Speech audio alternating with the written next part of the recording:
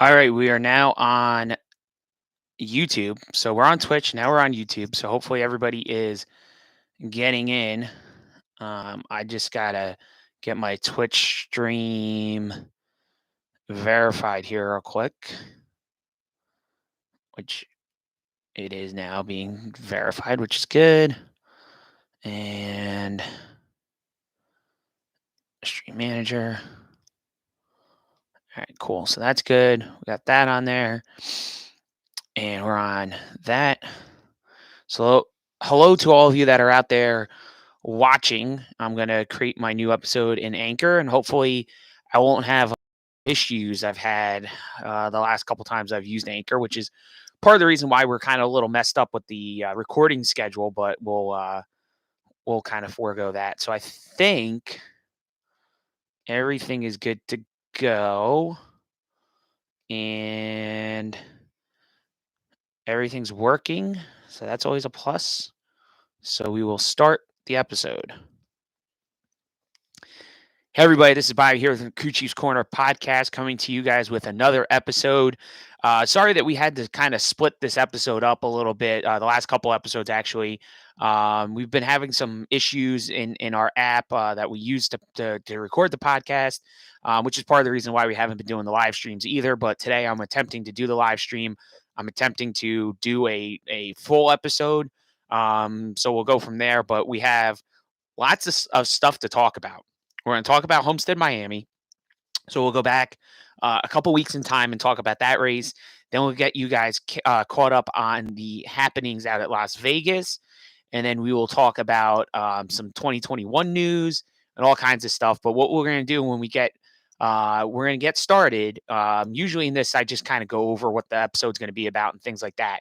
But we're going to get started. I have some news off the top. So and this is Chief Corner related news on both sides. So the first thing is yesterday you might have seen that I made a post on Facebook and on Twitter that we have relaunched thecrewchief.net. So that website, if you've listened to our 25th anniversary special, thecrewchief.net was my very first webpage that I had all the way back in 2004. Which is how we started out as a page. Before that, I was lots of free websites and things like that. But 2004 is the first time I paid for a domain, and I settled on the Crew Chief. So the crewchief.net is back up and running. It is really simplistic in the sense that there's no like amazing color scheme with it or anything like that. It's a plain white web page, kind of an ode back to the original page and things like that. But I think we jazzed it up a little bit more this time around than we had in its earlier creations when it was basically just all text. So you have little blurbs on there. You have the news, which is all the latest news. So something goes up on the Facebook, Twitter, Instagram, TikTok, wherever it goes. It'll also be on the website. And the plan is to try to update the site first, and then I'll do social second. There might be times where I do the social stuff first, and then the website, because the website a little bit more involved than it is on the social media platforms. I'm able to get it out a lot faster and able to share it in all the different groups that I'm in on Facebook and things like that. So that's kind of the game plan with the webpage. If you have the crewchiefscorner.co website, you've noticed over the last several years that it really has been inactive. Originally, Rob Hill and I were trying to use that to do our YouTube shows and stuff like that embedded into the webpage. And we did that for a little bit. But since I'm now using a separate account for the YouTube channel than I did previously, it was actually someone else's channel. It wasn't even one that I had access to. So I ended up creating my own. And that's the one we're going to use going forward as far as doing videos and things like that on YouTube. So that's kind of where we're at in the evolution. We're going to continue to work on that page and kind of try to do our Facebook Live stuff on there and all that and feed it through the crewchiefscorner.co so that eventually that might be a place that you guys go. If you don't have Facebook, you can watch our live streams through that. or you can come on the Twitch page or the YouTube channel and watch as well. So that's sort of where we're going. Hopefully we'll have more to come on that, but it's a work in progress, and hopefully you guys enjoy the webpage. And I think it looks great on desktop or on the mobile. So right now there's, I think, 5 or 6 different pages on there. The ones that say racing, the reason why I used racing was I didn't want to put NASCAR stats or anything like that, because I didn't want the legal department and NASCAR to be like scoping out what's going on.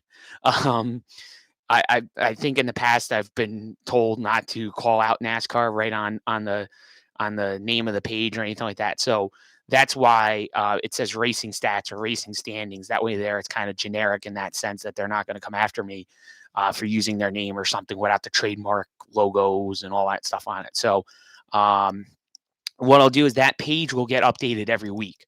So once we get the entry list in, once we get starting lineups, and then through race results, that will all go on that stats page. The points are under racing standings.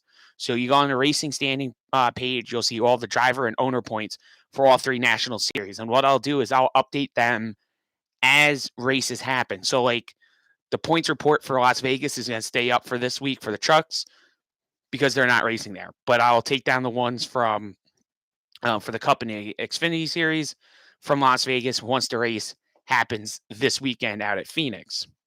Okay. And that's a game plan. And then if you do want to see an archival format, I'm gonna kind of play around with a page for that, and I'll do like 2021, Cup stats, 2021 Xfinity stats, 2021 truck stats, and then you'll have the current, the archival information on there. That's the plan.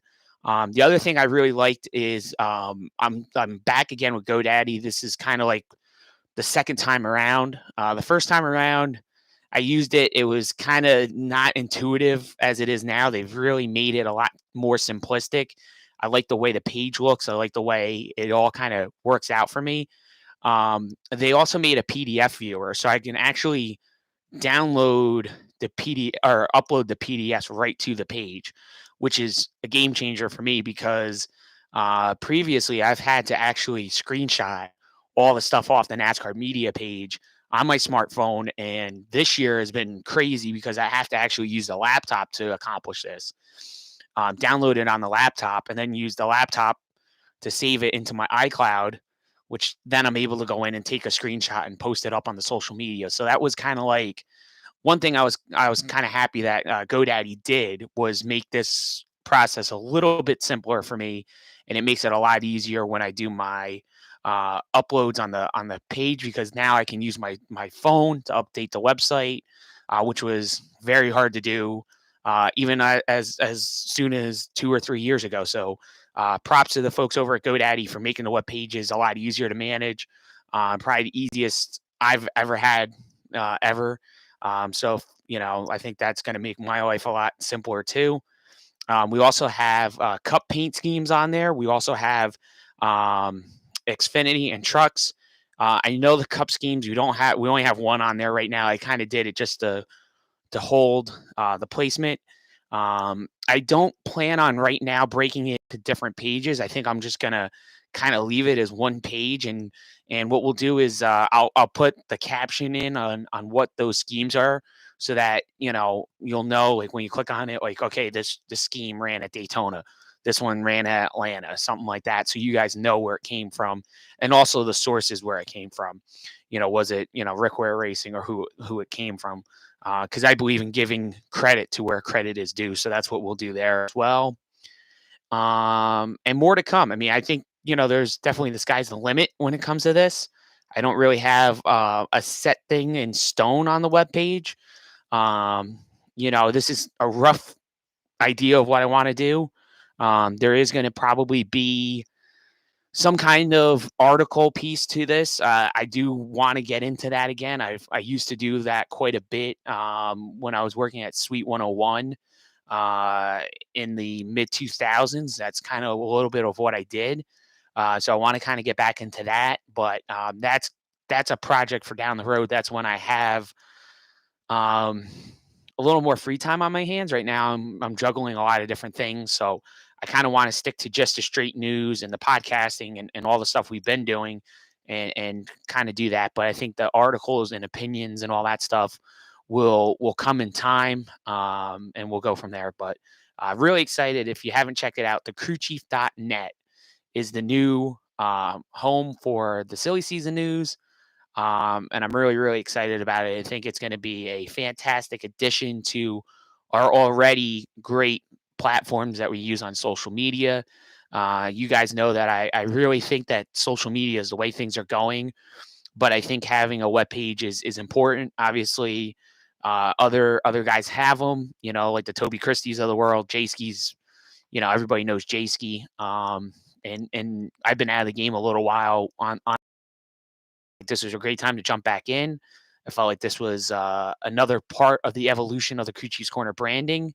And I think it's going to really drive some people to the page. And I think it'll drive people to all the other great content that we have as well. So I think it's just a seamless transition, and we'll kind of go from there. So the other thing I want to transition into, and if you're watching on the live stream, you notice that I put a number 32 diecast back here, right, sort of to my right shoulder, um, and that's the Corey LaJoy car. This car I just got in a couple weeks ago, but it's kind of got a significance behind it as well. We have a partnership now with Circle B Diecast.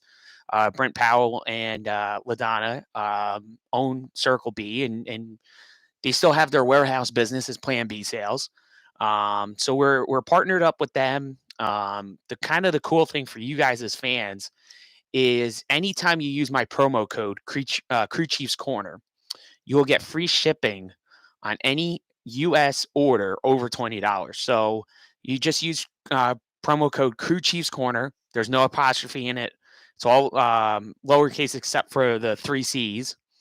Okay. It's all lowercase. And you can just space the word out and go on, and you get free shipping in the US over $20. So it's a great deal. It's something I wanted to do for a while. Brent has this, I know, with several other groups. But if you guys use my code, like I said, you'll get free shipping, and they don't bill you until the order ships. So as long as you don't try to use PayPal and pay for something on through PayPal right now, you don't get charged. There is a PayPal for pre-orders thing on there, so you can use that on the site. I use Circle B for a lot of my diecast. The only thing I buy off of there is something like a autographed elite that they can't offer those things. So that's what I get from Lionel directly. Everything else, if it's a ARC autographed, I get it through Circle B. So I've never had a problem with the site. It's a great group of people that are over there. I've talked to so many different people over there. Brent, obviously, I've dealt with him quite a bit, but his warehouse staff is amazing. It's a great company. They stand behind their product. I know several people that if they have a concern over the quality of the diecast, they bring you another one. You send the other one back, you get another one. Very, very friendly, great customer service, and we just love Circle B Diecast. So thanks to Brent for offering that promo code for all of you guys and gals out there that are big NASCAR fans like me, that have giant NASCAR diecast collections. So go check them out, circlebdiecast.com. Anything that's on the site, use promo code Crew Chiefs Corner. And if it ships in the US, free shipping over $20. So check them out at circlebdiecast.com. All right. So on the other side of this break, what we're gonna do is we're gonna get into the stuff that you guys want to listen to, not the fun stuff that we just talked about, but we'll talk about the race weekend that was out of Homestead, Miami, and then we'll talk about some 2021 news, and then we'll jump into the weekend out at Las Vegas. This is the Crew Chiefs Corner podcast, hosted by Bobby Bailey.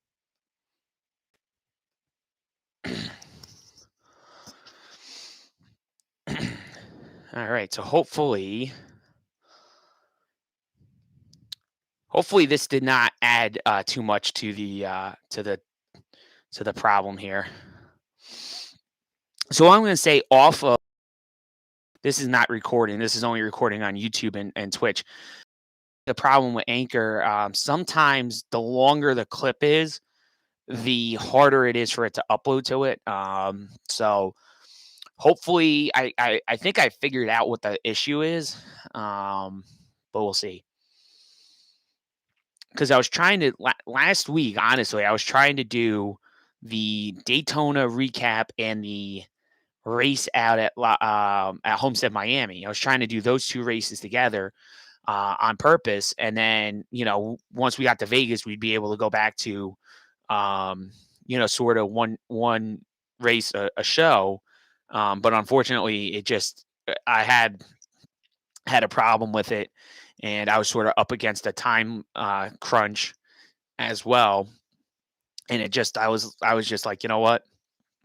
We're just going to do one. We're going to do one this week. I'll do two next week, and kind of go from there. So we'll see how that all works out.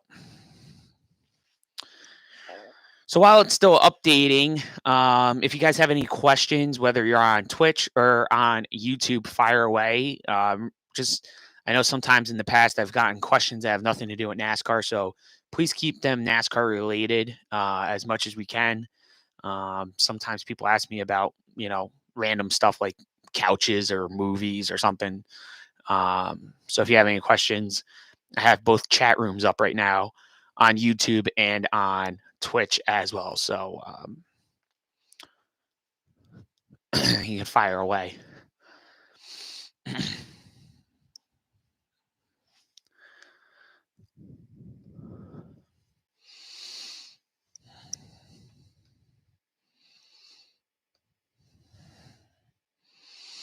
All right, it actually uploaded pretty quick today, so that's good. So we're gonna do.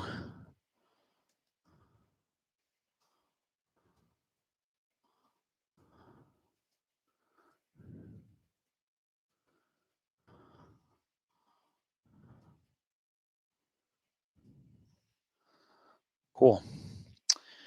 That's in there. Let me go add that. I gotta go find my wonderful intro.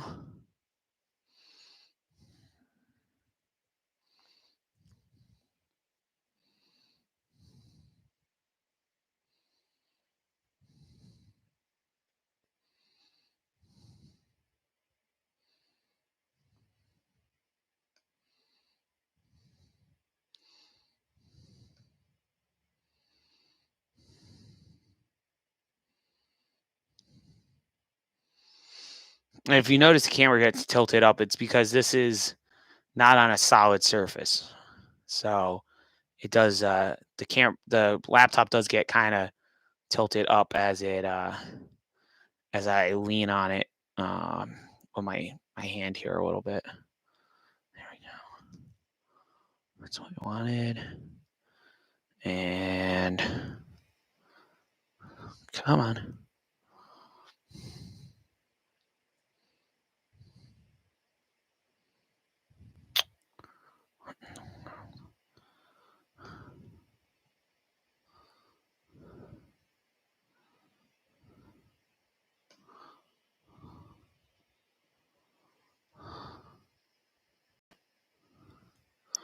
Oh, what is going on here? Come on.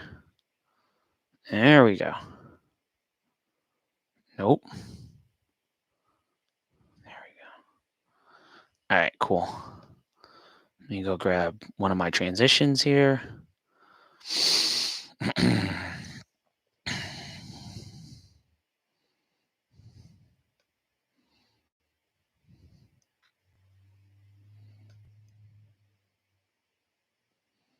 Right, nice. That's all gonna work out the way it's supposed to.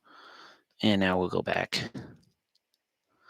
All right, so real quick before I start the next segment, you can catch all the episodes of the Crew Chiefs Corner podcast available on most of your major podcasting platforms. Those include Apple, Google, Spotify, iHeartRadio, Stitcher, TuneIn, radio.com. I think there's Podcast Addict is another one we're big on. Overcast, Breaker, Radio Public is another one. I'm trying to think of some other ones that we might be on that are kind of like Those are the big ones. And then I do have some select episodes on here. I think this is either the first or the second of that's available, but you can go and listen to that. And obviously, you can listen to it through Anchor. That's the page I use, the site I use actually to record the podcast. So everything's good on my side. I don't see any comments or any questions. So we're going to start the second segment, which is going to be our Homestead Miami recap. We'll kind of go back over that weekend real fast, and then we will get into our um, news, and then we'll do Las Vegas. All right, everybody, back here on the Crew Chiefs Corner podcast. This is Bobby Bailey. And now it is time for our Homestead Miami race recap. So, kind of like what we did in our last episode when we kind of did our Daytona Road Course, we're going to do all three races in one shot. I'm sorry, the two races in one shot. Or no, it was all three. I'm sorry. So, all over the place right now. But we'll be able to go back and talk about those races and all that. So, the race out at Homestead Miami Speedway, you know, I mean, it produced two races. I'm sorry, it wasn't three. I thought the trucks ran there. They didn't. They ran at the Daytona Road Course instead. Silly me. But the two races at Homestead were both really good races. I mean, the Xfinity on Saturday night was a really great race. And one of the things I was really hoping that the recording at least stuck, and it didn't. I talked at great length about Noah Gragson and David Starr, the whole accident that happened. And I know now we're like 2 weeks removed from this, so this isn't going to be a topic that a lot of people are going to want to still talk about, but we'll talk about it a little bit right now. Um, which is the what happened. So you had two sides here basically disagreeing on what transpired. Obviously, on Noah's side of things, he's obviously upset. I mean, and he has every right to be upset because this is one of those situations. He's in a bad spot. If he wasn't mad about what happened, you're gonna have fans that are gonna react a certain way to him and say, well, why isn't he more fired up? Why is he not angry that, David Starr basically took his shot at winning this race away from him? But when you go and you see that the tire was corded, it was unwounding itself actually, and there was the cords of the tire were wrapping around the front suspension components there and behind the brakes and all that. Um, that there's an actual problem with the tire. Now, the other flip side of it from Noah's standpoint is, well, why didn't David Starr know that we were coming and we were running up high? Why wasn't he like, I don't know, further down the track or something? But did David Starr know he had a problem going into that corner? Nobody really knows for sure. Now, I've heard other drivers talk on Sirius XM NASCAR radio that he would have known that he was having an issue with that tire if it was unwinding itself the way it did. And again, I'm not going to put myself in either one of those guys' shoes because listen, I haven't driven a race car, so I don't know exactly the situation those two guys were in. I can't sit here and speak from a standpoint of being an expert on it, but I mean, obviously, if your tire goes flat, your car usually goes straight into the wall. Did he know the tire was coming undone? I don't know. Like I said, I mean, some drivers are saying, yeah, you would have felt that. You would have known that. It is possible. It's very possible that he knew, but it's hard to say at what instant did he know that it was actually going away from him and it was actually happening. Was it entering turn 3? Was it right at the moment that his car veered off to the right randomly and just went essentially head on into the wall? And that's when, Noah Gragson just, pile drove into the back of him. You don't know. And I didn't listen to the spotter communication or anything like that. So I don't have that information at my fingertips either. I can't go back and listen to it and say, oh, well, this is what a spotter told him, or this is what happened there or here or there. So just a bad racing deal. But the one thing I would say about Noah, and I've said this in the past even, is that Noah sometimes comes across as arrogant, and just his demeanor, some post accidents, is what turns some fans off. And I don't want to say it's the same thing that turns off the Kyle Busch fans, because I think that Kyle Busch in a lot of ways feeds into it and feeds the fans like of him, in that sense. I think Noah is doing it because Noah feels like that's his personality. Like that's just who he is. He's gonna get angry. He's gonna get upset, um, and he's gonna vent his frustration that way. What I will say is that going out there and calling a fellow driver a dipshit after an interview is probably not the greatest idea on the face of the planet, because now you're insulting the driver, and then you get a team owner like Carl Long, who's been in this sport for years. He's been a driver. He's been a team owner. He's works on these cars, long hours. He has a much smaller team than what Noah Gragson has at his disposal with Junior Motorsports. So you knew this was going to come out in social media. Carl's very active on social media, and I give Carl a lot of credit for a guy that doesn't have the budget anywhere near Junior Motorsports' budget. He goes out and he competes with what he's got. It's like a lot of the smaller teams out there, the Tommy Joe Martins of the worlds, the Brandon Browns of the worlds, the Johnny Davises, the Jimmy Means. A lot of these teams are out there competing with whatever funding they have. And again, those teams I mentioned all have varying degrees of funding. Brandon Brown's trying to run at the level that the Sieg family's been running at the last few years. That's where he's trying to run. Johnny Davis is a little bit more on that plane of Carl, but they run a little bit better than Carl. You look at, Tommy Joe Martins is somewhere in between those two. Tommy Joe is doing the best he can with the money he's got. He's got sponsors, but maybe they're not as big as some of the other sponsors on the other teams. And then you look at Jimmy Means. Jimmy was giving a lot of young guys opportunities to run those cars. This year, he kind of transitioned to a driver that's experienced, like Greg Alding, who has some funding behind him, and he's able to drive that car, and hopefully get some good results for those guys, because he was pretty competitive when he was in the SS Greenlight 07 or 07 or 08 car a few years back. He was pretty competitive in that car at some tracks. There were some tracks where he was terrible at, but there were some tracks that he ran halfway decent. So getting back to my point with this whole thing with Noah Gragson is, when you call someone a dipshit, you're opening Pandora's box, because now you have an entire group of guys, and I don't want to say how many people Carl has working for him, because I have no idea. It could be 15, 20 people, but even if it is that, now you got those guys mad at you every single week. And, when David Starr is out there, David Starr is going to make Noah's life a living hell because you call him a dipshit.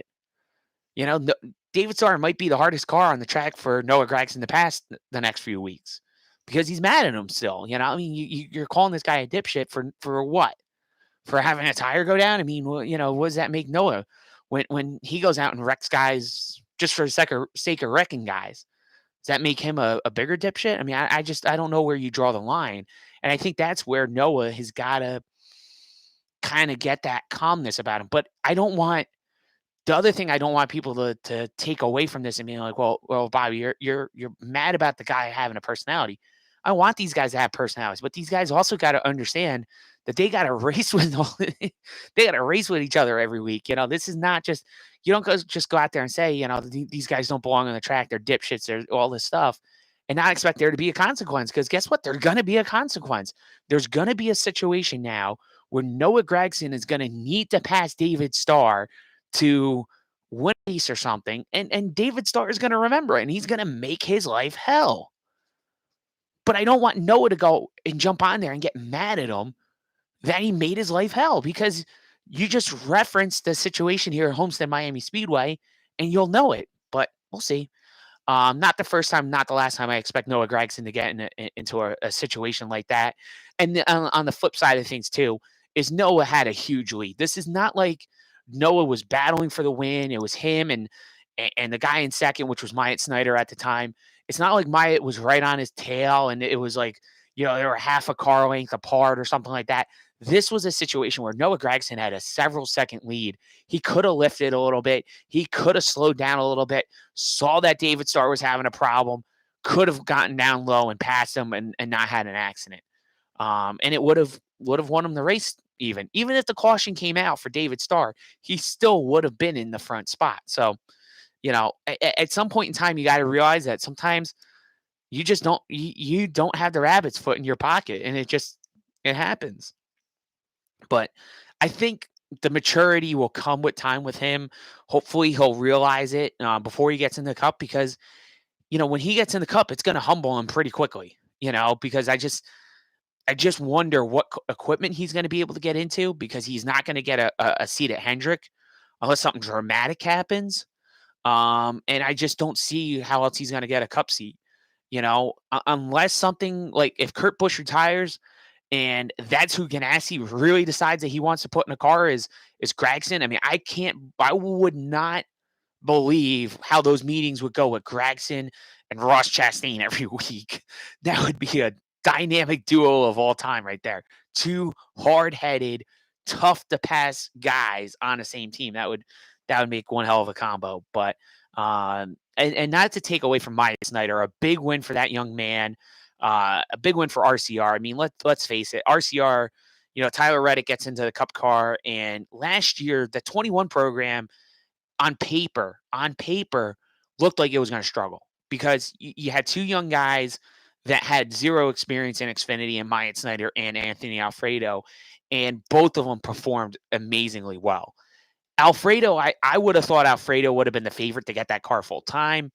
As we later learned, he had some funding to go cup racing to replace John Hunter Nemechek over there at Front Row Motorsports. So that was kind of a big change there. But at the end of the day, Myatt Snider was still an unknown commodity. I mean, yeah, he had some solid top 10 runs, but was that the car or was that the driver? And I think what you saw on Saturday evening at Homestead Miami Speedway was the driver is that good. Myatt got himself, he was in the lead. That initial overtime restart, he totally messed it up, totally screwed it up.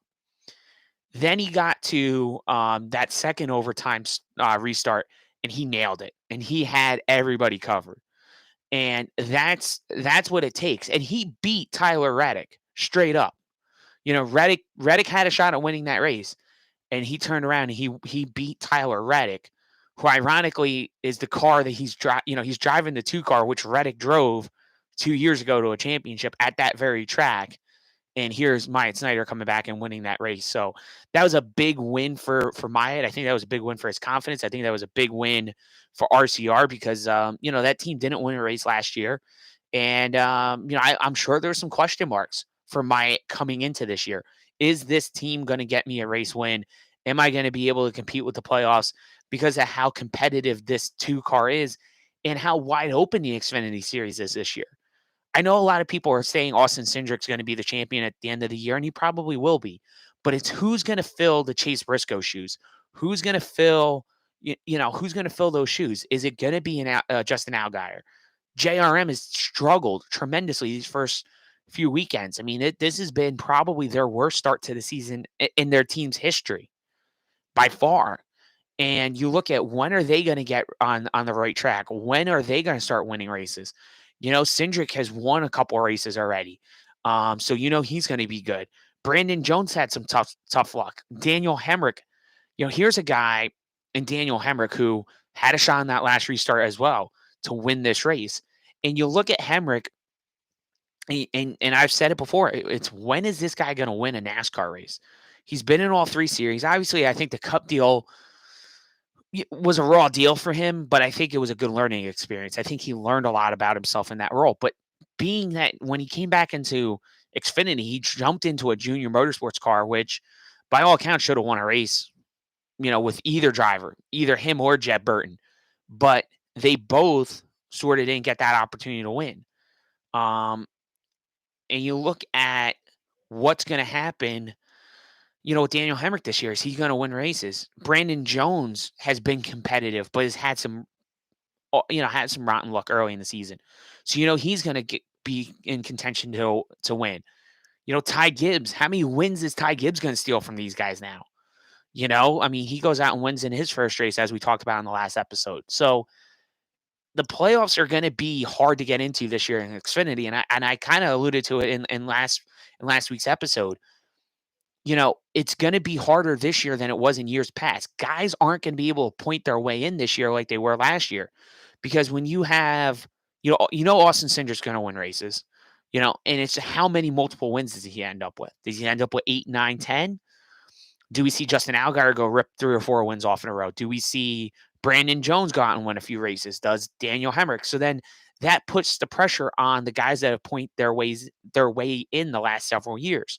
That's going to put pressure on the Jeremy Clements of the world, the Brandon Browns of the world, the Ryan Siegs of the world, the guys that haven't been able to get that win yet, that breakthrough win yet, in the last couple seasons.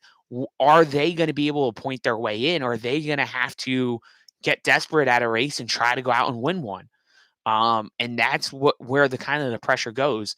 And Ryan Siegs had a tough start to this year. As much as Ryan had a hot start to his season last year, had a hot start to 2019, then kind of had a fluky second half of the season. Ryan Siegs is kind of in that same boat this year. These guys have had fast Ford Mustangs. They've been competitive in the races, but they've had rotten luck. I mean, they had a problem with the rear of the car at Homestead. They had a problem with the pit crew. I mean, these are things that are if not rectify, are gonna sink a team like that. But I know that those guys over there at RSS are gonna come back with a hopefully a better pit crew. Hopefully, they get the gremlins worked out on these Mustangs and they're able to figure it all out. But these are things that are going to come back and bite teams, and these are the small mistakes that hurt all organizations. And it's not just a Ryan Sieg thing. This would bury a Junior Motorsports car. I mean, think of how many cars they've torn up this year over at Junior Motorsports. They've torn up a ton. And at some point in time, it comes back and bites you. If you're trying to constantly repair cars, it eats away at the budget big time, and it eats away at other things. It takes time away from developing the cars, from doing other things, as you're constantly building new equipment, for your drivers to race in. It takes away from other things, and it hurts. And, we've heard lots of stories about that. So we'll see how that all pans out. But a big win for Myatt Snider. Congrats on his first career NASCAR Xfinity win. And I think it was his like 35th or 36th career start. So a big accomplishment there for him as well. So moving along to the Cup race, and listen, Homestead will always be, to me, the race that should be the season ender. I think that it provides some of the best racing we see all season. Whether it's up high, down low, you got to give an attaboy to Roush Fenway Racing and Chris Buescher for going out and winning that first stage of that race. That was pretty impressive for a team that, let's be honest. The last several years have not been good for Roush Fenway Racing. They have really, really struggled. They have really had a tough time, competing on this circuit. And I think that by and large, NASCAR, is a lot different today than it was back when Roush was dominating. We used to go to a place like Homestead, Miami, or Las Vegas, even like this past weekend, and the Roush cars would always be in contention, with Mark Martin, Matt Kenseth, Greg Biffle, and then whoever else was driving the fifth car, whether it was Kurt Busch or whoever. But those guys were always successful at every one of those kinds of tracks. But you look at, the last decade-ish, they haven't been competitive. And that's where it's going to be the hardest for them to compete. And this offseason, of what I heard on the Fox broadcast, it sounded like they had some discussions. And I've talked about this before on the podcast, and I'll talk about it again. I think a lot of the problems at Roush Fenway Racing lie at the feet of Jack Roush.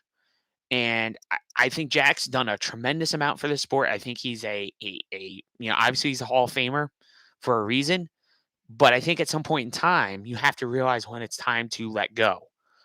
and take that step back, that full step back, and let the people that you trust to run the organization actually run the organization for you.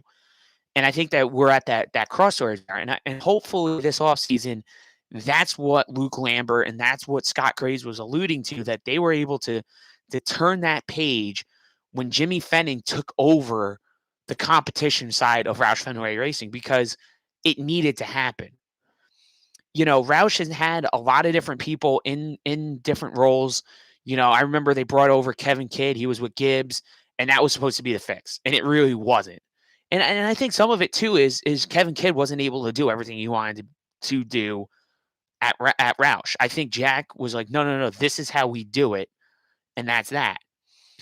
But at the same time, I look at Jimmy Fenning as a guy that Jimmy knows Jack Roush very well. He knows what Jack is looking for, but I think Jimmy's also in tune enough to know that there is actually something behind the simulations, behind the 7-post shaker rigs, and some of the other technological advances that maybe Jack Roush was against. Maybe some of the things that Jack Roush was slow to adapt to, and why that team has struggled as they have. And I think when it comes down to it, I think it does come down to a dollar and cent things. And I don't want people to think I'm talking out my tail here, because I'm not. Mark Martin actually alluded to on his podcast in the mid 2000s, he wanted Tommy Baldwin as his crew chief. That's who he really wanted. But he knew he couldn't go to Jack Roush with that, because Jack was going to turn around and say, I'm not going to pay Tommy Baldwin $4 million. I want you to go find the next guy. So what did they do? They turned around and hired Pat Trison. And that's why Pat Trison ended up with Mark Martin. It wasn't because Mark Martin thought Pat Trison was going to be the guy. He knew Pat was a good crew chief, and he knew that 21 car with the Wood brothers and Ricky Rudd, that car was a hot rod when he was in it.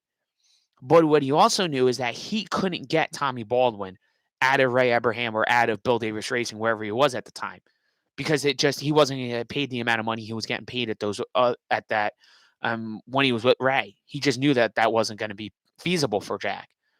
And obviously the drivers want to eat too, so they gotta, you gotta watch sometimes where you make your suggestions on things like that. So I do think that it does come down to a dollar and cents thing, and I think Jack, for a lot of years, just like I said, the technology was just a thing that he just was like, yeah, it's a thing.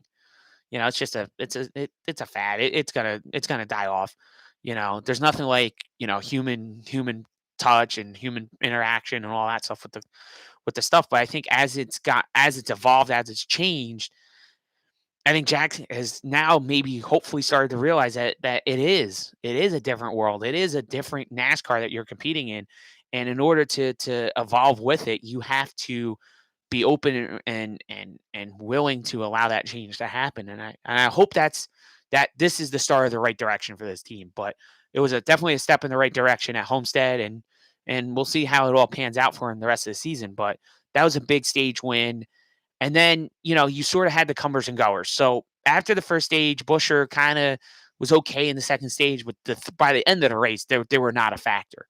And that was kind of the Roush you're used to. They're 19th or 20th, and that's about where they are. But Ryan Newman came up and finished top 10.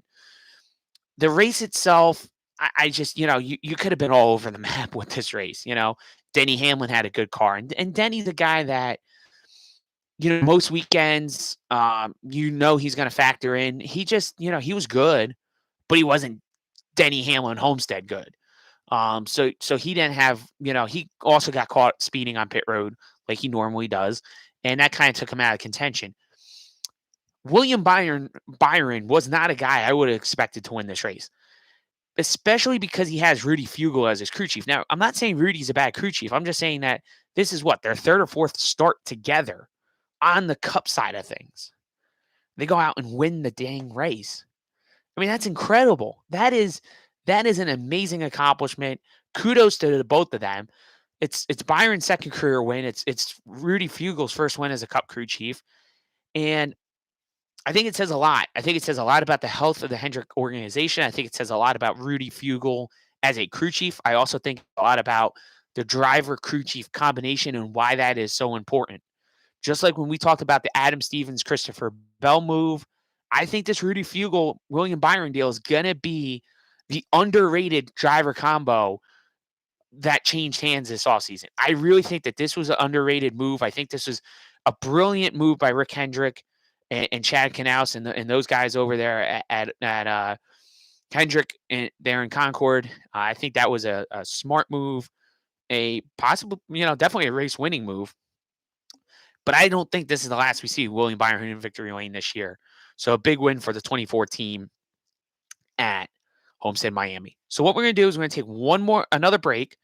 And what we'll do on the other side of that break is we will talk some 2021 news. So that is our Homestead wrap up. Hope you guys enjoyed that. And we'll come back with our 2021 news. And then we'll talk Las Vegas. This is the Crew Cheese Corner podcast hosted by Bobby Bailey.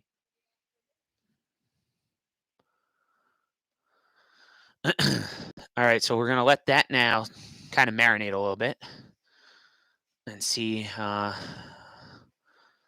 long that takes.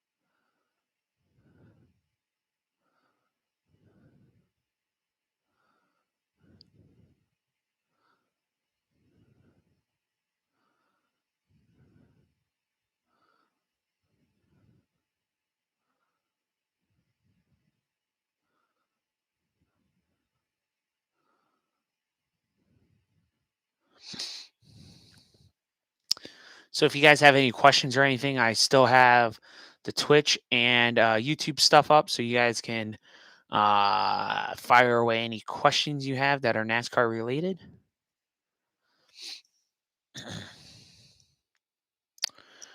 And usually another thing I do while I'm at it is I usually show off some diecasts from my collection.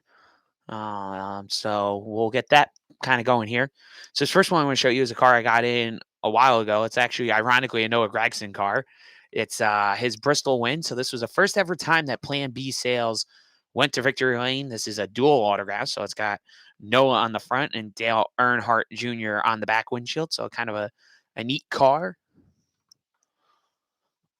One of my favorites. One that I just got in probably 2 weeks ago now. Chase Briscoe's number 98 High Point Ford Mustang. So this is autographed by Chase. So these are very hard to come by, actually. And I was happy to add this one to the collection. Let me show you a little bit of another close-up of the Corey LaJoie car. This is the 32 car. This is what they ran at Kansas, autographed by Corey. And then the other cool thing with this is they had fan names on the rear deck lid here of this race car. So very hard to tell the names, but my name is actually on there. It's on there somewhere, but you need like a magnifying glass or use your cell phone camera to see it. They're a little hard to read, but really cool that we have that. Trying to think if there's anything else that I've gotten in recently that's worth mentioning. I also got this one in recently. I got the Haley Deegan. This is the Craftsman car. She ran in, I think, one race for them. One of the neater paint schemes she's run in her young racing NASCAR career. So really excited that we got that one in, and they have a little rookie stripes on the back. Obviously, Monster would have been right there, but because of licensing, they're now had to put the Monster logos on the cars anymore.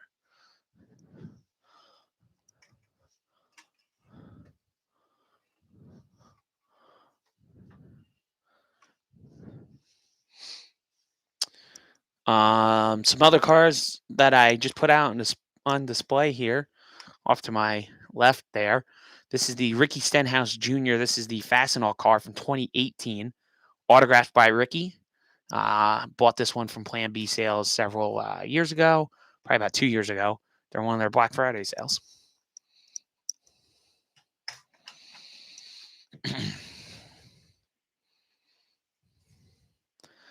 We are still processing, so hopefully this is not where it gets hung up. Another special finish Stenhouse car that I just got out is this Little Hug liquid color. The yellow is the liquid color, so it looks a little golden in the light here. And like I said, autographed. They didn't make a lot of these. I think they made 36 of them, and Ricky signed the windshield on that one. This next one I want to show you is a car that is a Darlington throwback. So this is one of the throwback cars. Ricky ran this car a few years back, but it's autographed by Darrell Waltrip on the windshield. I met Darrell a couple, probably now 3 years ago. He was out at the motorsport show out in Pennsylvania. So he was out there, and he signed this car for me. And I have a number 17 Chrome Western Auto diecast that he signed as well. And he said that the Western Auto, that Chrome car, was his favorite paint scheme of all time. So I got that car signed. But like I said, I got this one signed by him as well. And I'm going to try to get Ricky to sign the rear windshield of this car once all this stuff with the coronavirus is behind us, and I can get back into the garage area and things like that. So we'll get Ricky to sign the rear windshield one day.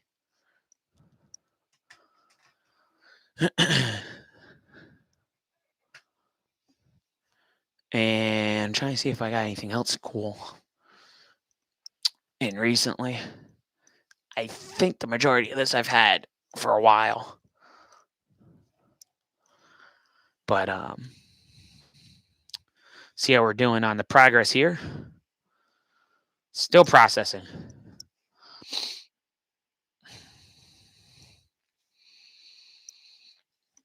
And the weird thing with this is I can't record the next thing until this actually processes, which is where I had some issues last time. I tried recording another one of another segment because I thought, oh, maybe it would speed the process up a little bit. No, it didn't. It kind of screwed us up. So hopefully it'll all work out.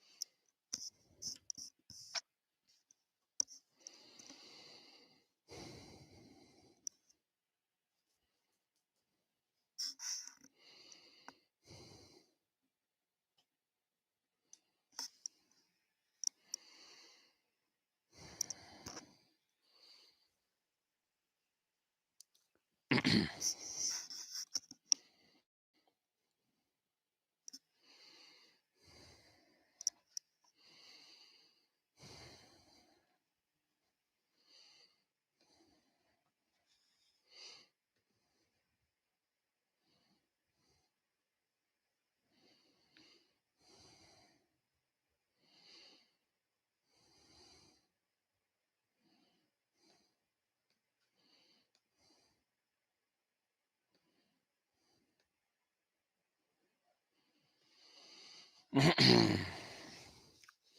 still processing. Still processing. This doesn't have a very positive outlook, but I'm going to give it a little bit more time just because I want to see fully what's going on with this because this is kind of a little annoying. To be honest with you, I really was sort of hoping I could have a 25-minute thing here, but I guess we're gonna have to try to do something a little bit different.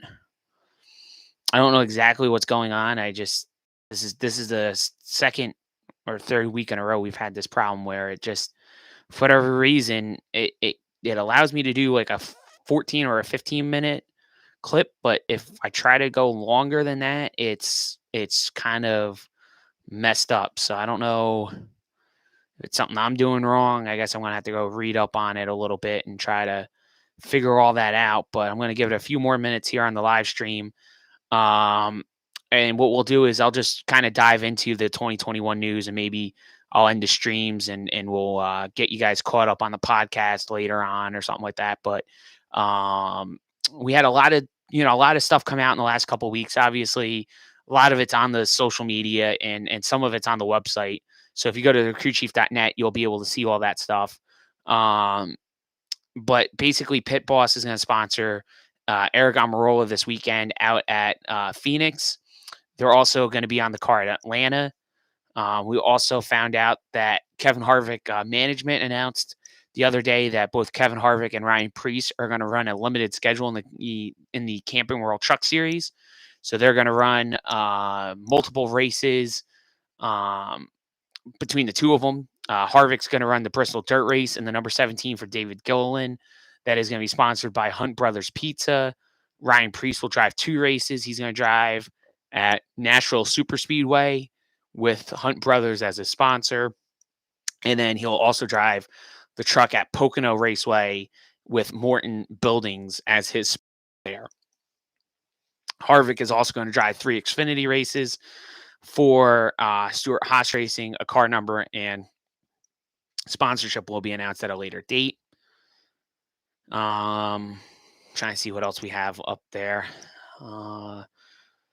Echo Park and Exalta are going to sponsor Justin Allgaier next weekend at the Atlanta Motor Speedway. It's a kind of a sharp-looking paint scheme. It's a little bit of a knock-off William Byron scheme, but they kind of use some of the brand design elements of it. So it's kind of sharp-looking. You can see it on the Crew Chiefs Corner page on Facebook, but you can also check out the crewchief.net to see the image as well. Josh Williams and DGM Racing are going to pay tribute to Rusty Cruz at Phoenix. Rusty Cruz was a crew member for DGM, and he passed away earlier this year. And Cruz was an integral part of that team. And nice little tribute that Josh Williams and DGM will pay Rusty Cruz out at Phoenix. Crosley Brands will be back sponsoring Todd Gilliland in 2021. They'll sponsor him in 4 races. The races are going to be COTA, which is Circuit of the Americas, Nashville Super Speedway, Watkins Glen International, and Gateway. Crosley is also a former partner with David Gilliland in his program when it was called DGR Crosley. Brad Keselowski will start on the pole for the Instacart 500 out at Phoenix Raceway. You'll see the full starting lineup on both the social media accounts and also on thecrewchief.net. Daniel Hemrick is on the pole for the Call 811 Before You Dig 200. He'll be on the pole with his Joe Gibbs Racing teammate Brandon Jones starting second.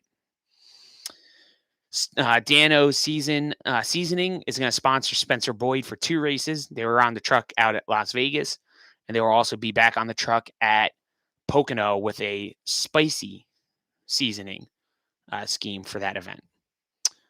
And the last thing that I was going to mention was Car Shop will be the primary sponsor for Austin Cindric for multiple races in the 2021 season. That is a Penske Automotive Group's company. Just to keep that in mind, they'll be on the car starting at Phoenix for multiple races during the 2021 NASCAR Cup Series season. I mean, the Xfinity Series season. And for all that and more, you can check out our webpage, thecrewchief.net, and also our social media accounts at the Crew Chief and on Facebook and on Twitter. And then obviously on Instagram, it's at Crew Chiefs Corner, and on TikTok at Crew Chiefs Corner. I'm gonna have to redo my intro. I just thought of that. Well, I think the processing here is messed up. We're almost at 10 to 15 minutes that this thing has just totally been messed up. So I think we're gonna have to kind of go back to the drawing board. I'm gonna have to probably kill the live streams and figure this out at a later time. But we will get the episode up there at some point today, even if it takes me 3 times to get it. But we'll do something, and I'll at least get it out with the Homestead Miami stuff in it, and maybe we'll do the 2021 news and the other stuff in a separate episode. I just don't know what's going on here with the Anchor app. We've had some minor problems in the past, but they've always seemed to work themselves out. This one in particular, it seems like it's been carrying on for the last few weeks. I don't know what the deal is. I don't know if it's something that I gotta delete some stuff out. I have no idea. So we'll see what happens. I guess more to come, but until next time, this is Bobby here at the Crew Chiefs Corner podcast. Thanks, guys, for checking out the live stream. I wish we could have done the full recording, but obviously it's not meant to be right now. So we'll see you guys next week for hopefully another live recording. And, check out all of our social media stuff and thecrewchief.net for all your latest news and information for the world of NASCAR. Catch you guys later.